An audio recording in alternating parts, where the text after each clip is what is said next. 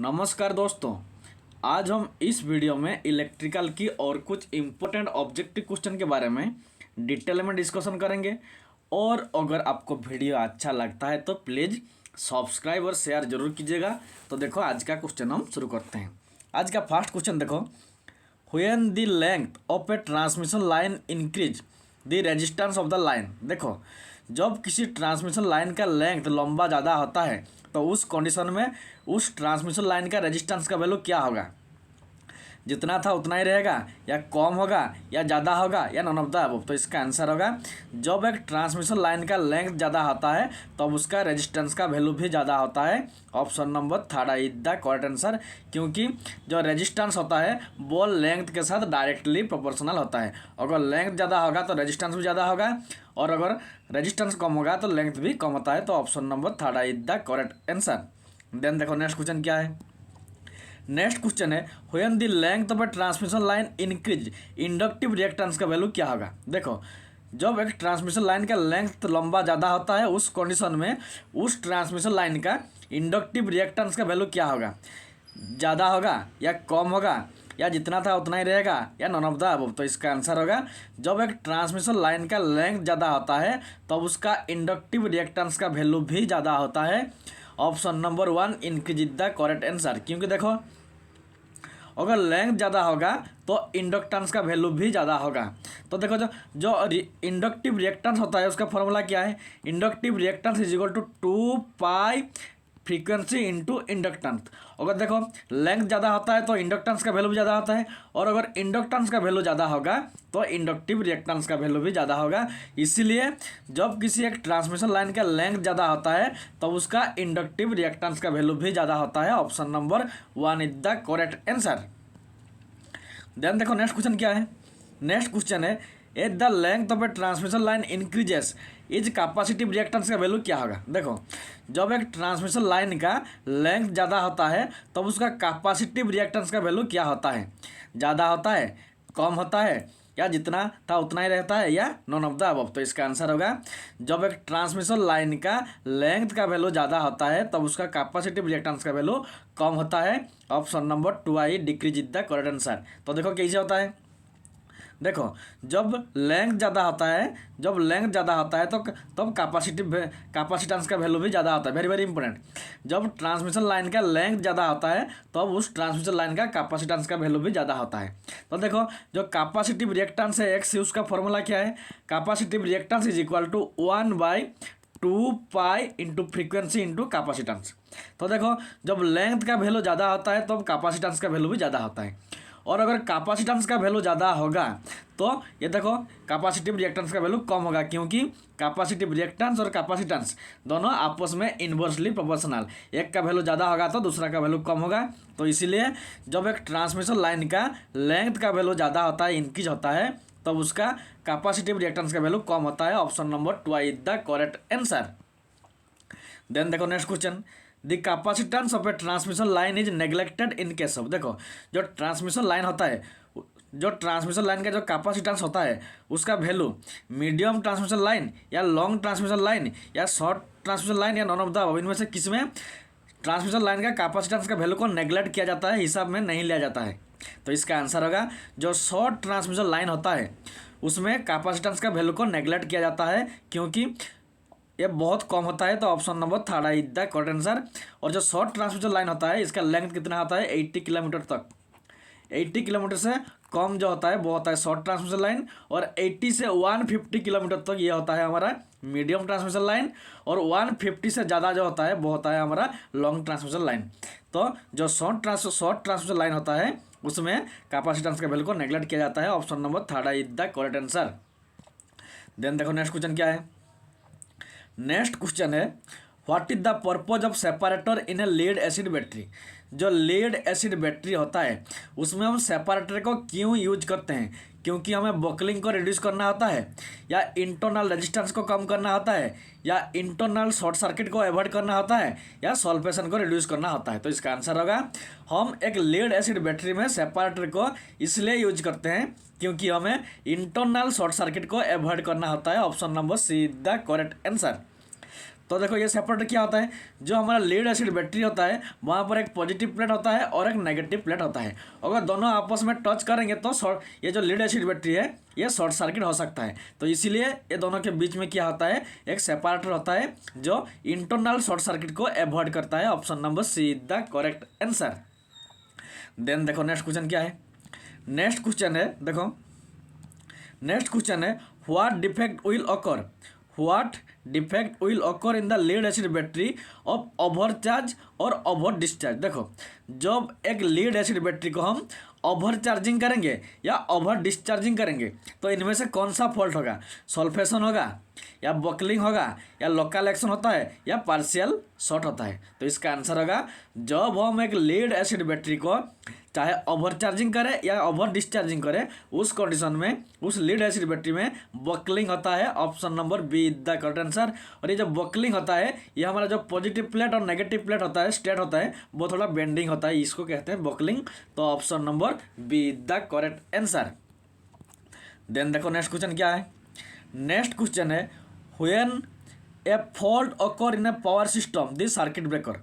देखो जब एक पावर सिस्टम में जब फॉल्ट होता है तो अब उसमें उसका जो पावर सिस्टम था उसका प्रोटेक्शन के लिए जो सर्किट ब्रेकर होता है वो ऑटोमेटिकली ओपन होता है या मैनुअली ओपन होता है या is open by remote control या नॉन ऑफ द अबव। तो इसका आंसर होगा जब किसी पावर सिस्टम में फॉल्ट होता है और उस पावर सिस्टम की प्रोटेक्शन के लिए जो सर्किट ब्रेकर होता है वो ऑटोमेटिकली काम करता है, ऑटोमेटिकली ओपन होता है। Option number 1 is the correct answer. Then next question देखो। नेक्स्ट क्वेश्चन है ये circuit breaker is able to open under. देखो जो सर्किट ब्रेकर होता है वो ओपन होता है नो लोड कंडीशन में ओपन होता है या लोड कंडीशन में ओपन होता है या फॉल्ट कंडीशन में ओपन होता है या ऑल ऑफ द अबव। तो इसका आंसर होगा जो सर्किट ब्रेकर होता है वो नो लोड कंडीशन में भी ओपन होता है, लोड कंडीशन में भी ओपन होता है और फॉल्ट कंडीशन में भी ओपन होता है। तो इसीलिए option number I V is the correct answer, I V all of the above. Then देखो next question the device that detect the fault in a power system is. देखो जब किसी पावर सिस्टम में fault होता है तो इनमें से कौन सा इंस्ट्रूमेंट उस फॉल्ट को डिटेक्ट करता है, सर्किट ब्रेकर डिटेक्ट करता है या आइसोलेटर डिटेक्ट करता है या रिले डिटेक्ट करता है या नॉन ऑफ द अबव। तो इसका आंसर होगा जब किसी पावर सिस्टम में कहीं पे फॉल्ट होता है उस फॉल्ट को ऑप्शन नंबर थर्ड आई रिले डिटेक्ट करता है। Option number third I is the correct answer, relay detect करता है। रिले डिटेक्ट करने के बाद रिले इन्फॉर्मेशन भेजेगा सर्किट ब्रेकर को और सर्किट ब्रेकर क्या करेगा ना उस फॉल्ट सर्किट को डिस्कनेक्ट करता है, लेकिन जो डिटेक्ट करता है वो काम रिले ही करता है। Option number third I is the correct answer. Then देखो next question an arc is produced when the switch of a high voltage and large current circuit is। देखो जब एक सर्किट ब्रेकर में आर्क प्रोड्यूस होता है तो कौन सा कंडीशन, जब सर्किट ब्रेकर में आर्क प्रोड्यूस होता है उसके साथ साथ high voltage large current circuit में प्रोड्यूस होता है आर्क, तो कौन सा कंडीशन में प्रोड्यूस होता है, जब सर्किट ब्रेकर ओपन होता है या जब क्लोज होता है या ओपन होता है या क्लोज होता है या नॉन ऑफ द अबव। तो इसका आंसर होगा जब ओपन होता है तब high voltage large current circuit में क्या होता है ना आर्क प्रोड्यूस होता है, वेरी वेरी इंपॉर्टेंट। जब ओपन होता है तब high voltage large current circuit में क्या होता है ना आर्क प्रोड्यूस होता है। Option number I is the correct answer. Then देखो नेक्स्ट क्वेश्चन क्या है। नेक्स्ट क्वेश्चन है the reactance of a transformer is determined by. जो ट्रांसफार्मर होता है, ट्रांसफार्मर का जो रिएक्टेंस होता है वो उसका कॉमन कोर फ्लक्स से डिटरमाइन होता है या लीकेज फ्लक्स से डिटरमाइन होता है या साइज ऑफ कोर से डिटरमाइन होता है या permeability of the core material से डिटरमाइन होता है। तो इसका आंसर होगा हम एक ट्रांसफार्मर का जो रिएक्टेंस होता है वो हम उस ट्रांसफार्मर की लीकेज फ्लक्स से डिटरमाइन करते हैं, very very important. Option number 2 is the correct answer. Then देखो next question the efficiency of a transformer is normally in the range of. Transformer का जो एफिशिएंसी होता है वो उसका रेंज 50% से 70% के बीच में या 60% से 75% के बीच में, या 80 से 90% के बीच में, या 90 से 98% के बीच में। तो इसका आंसर होगा जो ट्रांसफार्मर होता है उसका एफिशिएंसी मैक्सिमम होता है ऑप्शन नंबर डी, 90 से 98% के बीच में रहता है। Option number D is the correct answer. The next question, ED current loss in a transformer can be reduce by. देखो जब किसी ट्रांसफार्मर में ईडी करंट लॉस होता है तो उसको हम कैसे रिड्यूस करेंगे। हम सब जानते हैं ट्रांसफार्मर की ईडी करंट लॉस को कम करने के लिए हमें लैमिनेशन करना चाहिए। तो देखो जो लैमिनेशन करेंगे उसका थिकनेस को उसका थिकनेस को इंक्रीज करने से ईडी करंट लॉस कम होगा, या जो लैमिनेशन करते हैं उसका थिकनेस को कम करने से लैमिनेशन कम होगा, या ईडी करंट लॉस कम होगा, या winding the coil with high gauge wire से, जो वाइंडिंग होता है वो हाई गॉज वायर से वाइंडिंग करने से ईडी करंट लॉस कम होगा, या एयर गैप को कम करने से ईडी करंट लॉस कम होगा। तो इसका आंसर होगा जब हमें किसी ट्रांसफार्मर की ईडी करंट लॉस कम करना होता है तब हम लैमिनेशन तक करते हैं लेकिन उसका थिकनेस का कम करते हैं। Option number B is the correct answer, क्योंकि जो ईडी करंट लॉस होता है वो थिकनेस के साथ डायरेक्टली प्रोपोर्शनल होता है। अगर थिकनेस का वैल्यू ज़्यादा होगा तो ईडी करंट लॉस का भी वैल्यू ज़्यादा होगा, और अगर थिकनेस का वैल्यू लैमिनेशन का थिकनेस वैल्यू कम होगा तो ईडी करंट लॉस भी कम होगा। तो option number B is the correct answer. Then next question देखो, नेक्स्ट क्वेश्चन है the main property of a transformer is that change the voltage level of an AC signal. देखो जो transformer होता है उसका मेन फंक्शन क्या होता है, मेन प्रॉपर्टी क्या होता है, वो तो वोल्टेज को चेंज करता है विदाउट चेंजिंग पावर, या विदाउट चेंजिंग फ्रीक्वेंसी, या विदाउट चेंजिंग शेप, या without changing power frequency shape. तो इसका आंसर होगा ऑप्शन नंबर डी। जो ट्रांसफार्मर होता है वो वोल्टेज लेवल को चेंज तो करता है लेकिन चेंज करने के साथ साथ जो पावर होता है ट्रांसफार्मर की, जो फ्रीक्वेंसी होता है और जो शेप होता है वो चेंज नहीं करता है। तो without changing power frequency shape वो वोल्टेज लेवल का चेंज करता है। Option number D is the correct answer. Then देखो नेक्स्ट क्वेश्चन क्या है, नेक्स्ट क्वेश्चन है the maximum value of torque angle in a synchronous motor is dash degree electrical. देखो जो हमारा जो सिंक्रोनस मोटर होता है, सिंक्रोनस मोटर उसका टॉर्क एंगल का वैल्यू मैक्सिमम कितना डिग्री होता है, कितना इलेक्ट्रिकल डिग्री होता है, 45 डिग्री इलेक्ट्रिकल, या 90 डिग्री इलेक्ट्रिकल, या 45 से 90 डिग्री के बीच में, या 60 डिग्री से कम। तो इसका आंसर होगा जो maximum value of torque angle होता है सिंक्रोनस मोटर में वो होता है 90 degree. Option number 2 is the correct answer. देखो ये है सिंक्रोनस मोटर का स्टार्टर और ये है उसका, मान लो ये साउथ पोल और ये मान लो नॉर्थ पोल, और जो रोटर होता है 90 डिग्री में, देखो मान लो ये उसका रोटर है तो ये होता है उसका नॉर्थ पोल, ये होता है साउथ पोल। तो ये होता है, देखो ये जो दो एंगल है ये 90 डिग्री एंगल बनता है, ये होता है मैक्सिमम। तो इसीलिए जो maximum value of torque angle होता है सिंक्रोनस मोटर में वो कितना डिग्री रहता है, 90 डिग्री रहता है। Option number 2 is the correct answer. Then देखो next question, synchronous capacitor is a dash. देखो जो सिंक्रोनस कैपेसिटर वो क्या होता है, an ordinary static capacitor bank होता है, या एक ओवर एक्साइटेड सिंक्रोनस मोटर होता है ड्राइविंग मैकेनिकल लोड के साथ, या an over excited synchronous motor होता है रनिंग विदाउट मैकेनिकल लोड, या नॉन ऑफ द अबव। तो इसका आंसर होगा जो सिंक्रोनस कैपेसिटर होता है वो ऑप्शन नंबर 3 आई, वो एक ओवर एक्साइटेड सिंक्रोनस मोटर होता है, उसके साथ साथ उसमें कोई भी मैकेनिकल लोड नहीं होता है, without mechanical load. Option number 3 is the correct answer. तो ऑप्शन जो सिंक्रोनस कैपेसिटर होता है वो एक over excited synchronous motor without load. Option number 3 is the correct answer. Then देखो नेक्स्ट क्वेश्चन क्या है, नेक्स्ट क्वेश्चन है the over voltage in a power system में कॉज ड्यू टू। देखो जो पावर सिस्टम होता है वहाँ पर ओवर वोल्टेज क्यों होता है, लाइटनिंग की वजह से, या opening of the circuit breaker इसलिए होता है ओवर वोल्टेज, या ग्राउंडिंग ऑफ द कंडक्टर का जो कंडक्टर होता है वो ग्राउंडिंग होता है इसलिए ओवर वोल्टेज होता है, या ऑल ऑफ द अबव। तो इसका आंसर होगा पावर सिस्टम ओवर वोल्टेज इसलिए होता है। Option number I V all of the above, lightning के लिए भी होता है, और सर्किट ब्रेकर ओपनिंग होने से भी होता है, और कंडक्टर ग्राउंडिंग होने से भी ओवर वोल्टेज होता है। तो option number I V is the correct answer. Then देखो next question, resonance in the power system occurs when inductive reactance of the circuit is dash capacitive reactance of the circuit. देखो, जब एक power system resonance circuit में convert होता है तो अब उसका इंडक्टिव रिएक्टेंस और कैपेसिटिव रिएक्टेंस के बीच में रिलेशन क्या होता है। कैपेसिटिव रिएक्टेंस का वैल्यू ज़्यादा होता है इंडक्टिव रिएक्टेंस का वैल्यू ज़्यादा होता है कैपेसिटिव रिएक्टेंस से, या इंडक्टिव रिएक्टेंस का वैल्यू कम होता है कैपेसिटिव रिएक्टेंस से, या दोनों इक्वल होते हैं, या नॉन ऑफ द अबव। तो इसका आंसर होगा पावर सिस्टम में जब इंडक्टिव रिएक्टेंस का वैल्यू कैपेसिटिव रिएक्टेंस का वैल्यू के साथ बराबर होता है, इक्वल होता है, उसको हम कहते हैं, ऑप्शन नंबर थर्ड है, उसको कहते हैं resonance circuit. Option number third is the correct answer.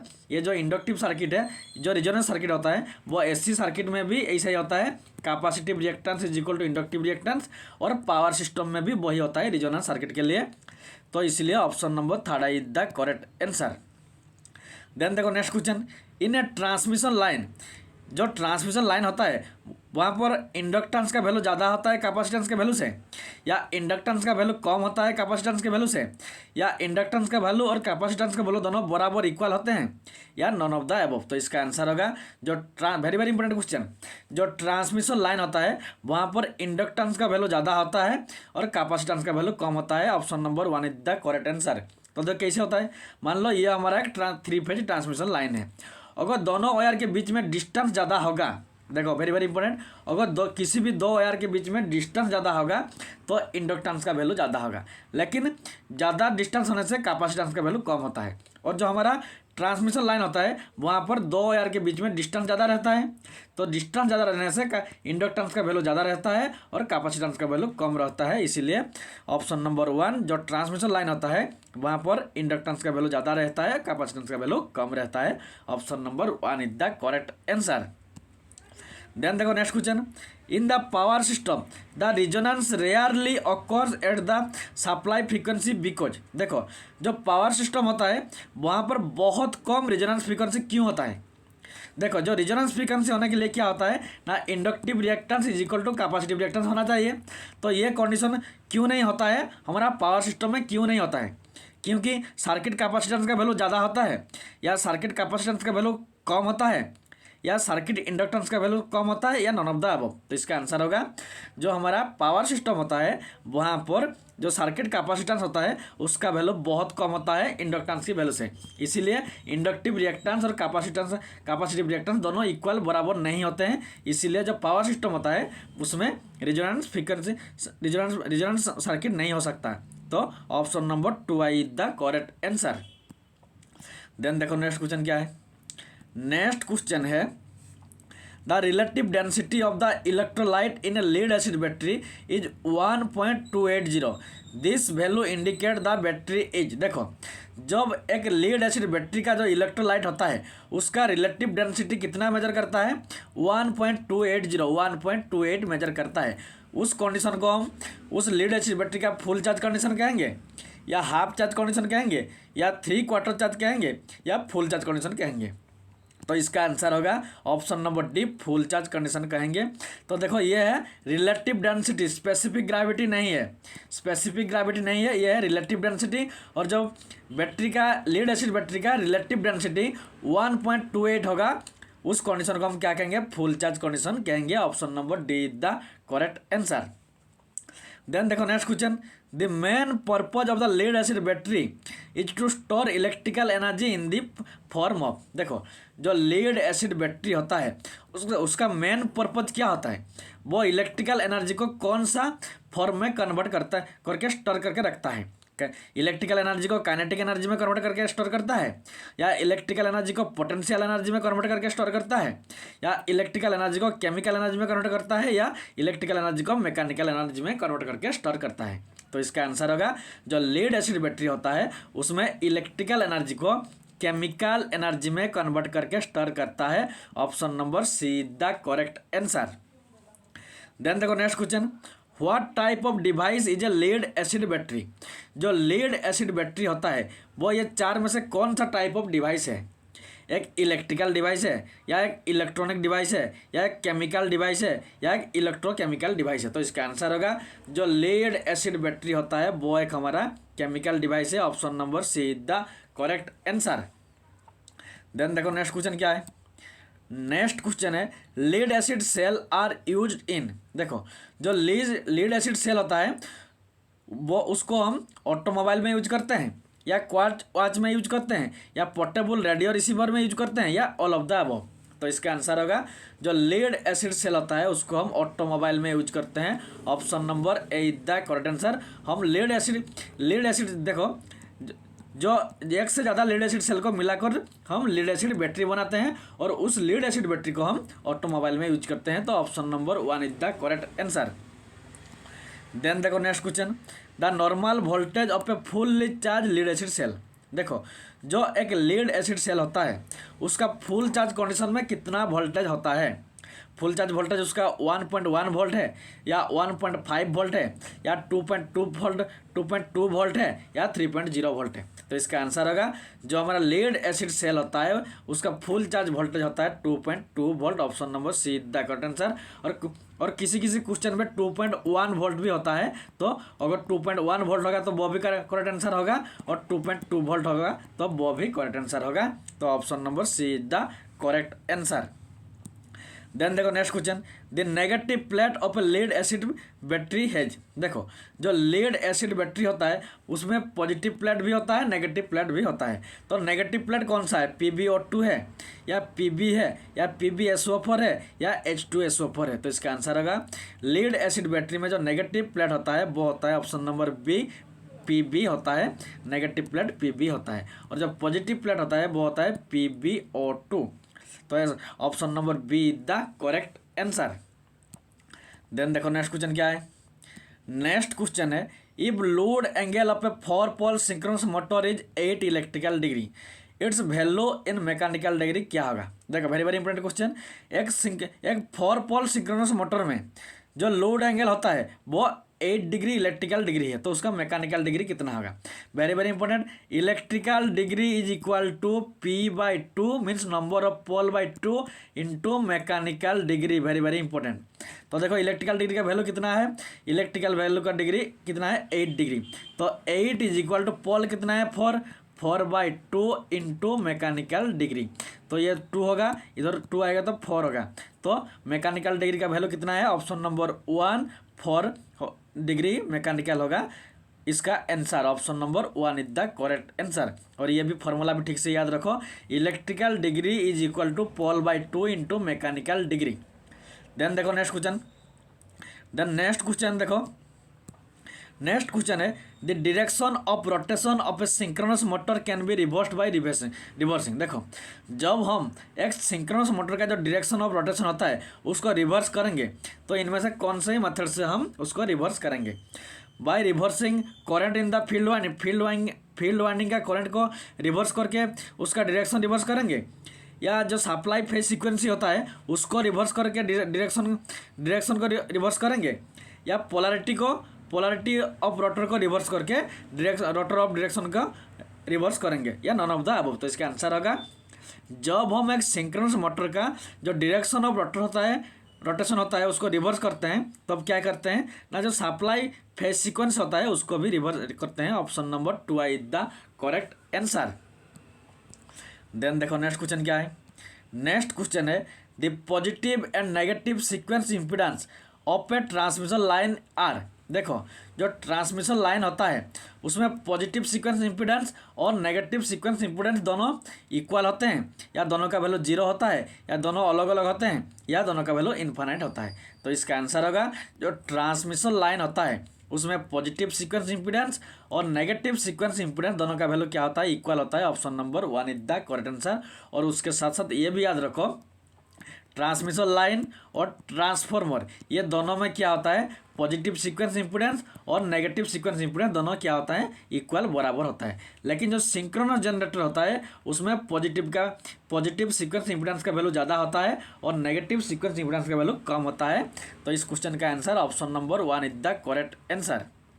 Then देखो next question, the zero sequence impedance of different element of a power system is generally. देखो जो जीरो सीक्वेंस इम्पीडेंस होता है power system में वो generally the zero sequence impedance of different element of power system में generally क्या होता है, जीरो होता है या इक्वल होता है। देखो zero sequence impedance of different element of power system में जनरली क्या होता है, जीरो होता है या इक्वल होता है। तो इसका आंसर होगा जो ट्रांसमिशन लाइन और ट्रांसफार्मर ये दोनों में क्या होता है, पॉजिटिव सीक्वेंस इम्पीडेंस और नेगेटिव सीक्वेंस इम्पीडेंस दोनों क्या होता है, इक्वल बराबर होता है। लेकिन जो सिंक्रोनस जनरेटर होता है उसमें या डिफरेंट होता है या नॉन ऑफ द अबव। तो देखो इसका आंसर होगा option number third I different होता है।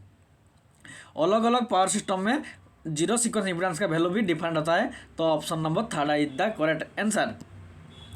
देन देखो next question, on the occurrence of an unsymmetrical fault the sequence component which is always greater than the negative sequence component is. देखो जब unsymmetrical fault होता है तब sequence component which is always greater than the negative. तो देखो जब एक circuit में या पावर सिस्टम में अनसिमेट्रिकल फॉल्ट होता है तो जीरो सीक्वेंस कंपोनेंट का वैल्यू ज़्यादा होता है नेगेटिव सीक्वेंस कंपोनेंट से, या पॉजिटिव सीक्वेंस कंपोनेंट का वैल्यू ज़्यादा होता है नेगेटिव सीक्वेंस कंपोनेंट से, या दोनों जीरो और पॉजिटिव दोनों का वैल्यू नेगेटिव से ज़्यादा होता है, या नॉन ऑफ द अबव। तो इसका आंसर होगा जब अनसिमेट्रिकली फॉल्ट होता है तब पॉजिटिव सीक्वेंस कंपोनेंट का value negative sequence impedance component value से ज़्यादा होता है। Option number 2 is the correct answer.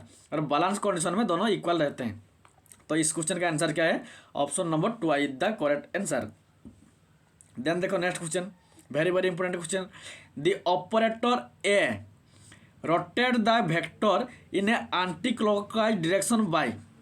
देखो जो ऑपरेटर ए होता है वो वेक्टर को एंटी क्लॉकवाइज डायरेक्शन में रोटेट करता है कितना डिग्री, 90 डिग्री, 180 डिग्री, या 60 डिग्री, या 120 डिग्री। तो इसका आंसर होगा जो ऑपरेटर ए होता है, पहली बात याद रखो, जो ऑपरेटर ए होता है वो वेक्टर को एंटी क्लॉकवाइज डायरेक्शन में रोटेट करता है। दूसरी बात कितना डिग्री एंगल करता है ना, 180 डिग्री। ऑप्शन नंबर आई भी द करेक्ट आंसर। मान लो ये एक वेक्टर है, ये एक वेक्टर, ये एक वेक्टर, अगर इस वेक्टर में हम ए ऑपरेटर का यूज करेंगे तो क्या होगा, इसका वैल्यू ये 90 इधर आएगा, ये जो ए था इधर वो इस डायरेक्शन में 120 डिग्री एंटी क्लॉकवाइज डायरेक्शन में वेक्टर को रोटेट करेगा। तो ऑप्शन नंबर आई भी द करेक्ट आंसर।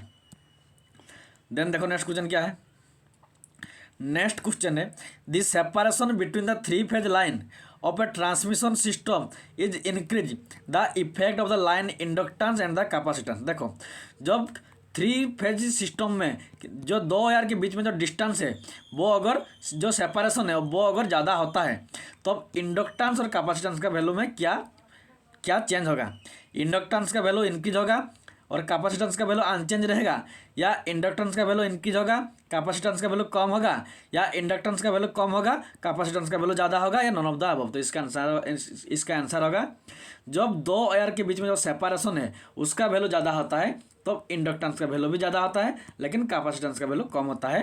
तो ऑप्शन नंबर 2 आई, इंडक्टेंस का वैल्यू ज़्यादा होता है और कैपेसिटेंस का वैल्यू कम होता है। Option number 2 I the correct answer.